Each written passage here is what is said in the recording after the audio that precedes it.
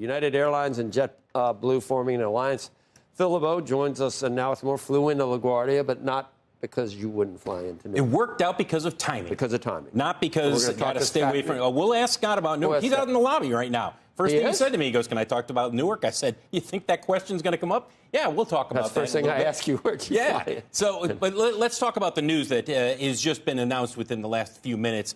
United and JetBlue forming a collaboration. They are not calling it an alliance. They're calling it a collaboration. What does that mean? Each will be able to offer flights on the other airline. It's important to note this is not a code share agreement. They're not working each other's schedules. They're independently doing their own schedules. Customers can earn frequent flyer miles on flights to the respective other airline.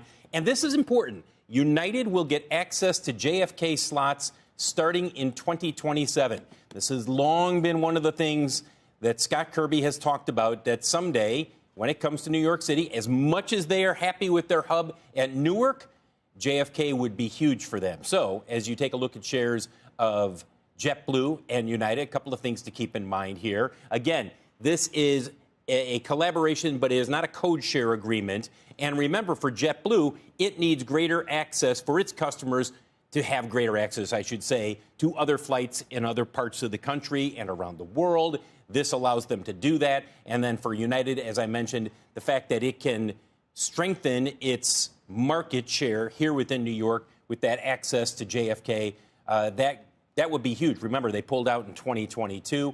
Scott Kirby, as I mentioned, he is going to be here joining us on set in just a few minutes. We'll talk to him not only about this agreement with JetBlue, but also about what's happening with Newark, his belief that now more than ever is the time to fly in there because the schedule has been reduced by the FAA. The prices, have you noticed, check out prices flying into LaGuardia versus flying into Newark. Yeah. You will notice a difference. Because people are making the choice. Correct. I have friends when they're saying, I'm going to New York, should I fly into Newark? You know, I'm not telling them not to, but in the past I did. Before they got this worked out with the FAA, I was like, hey, man, you don't know if your flight's going to take off. So that's the hangover effect that's there. Well, we're going to see you soon at 7:30 with Scott Kirby. Get a cup of coffee. I'll come back. All right, very good.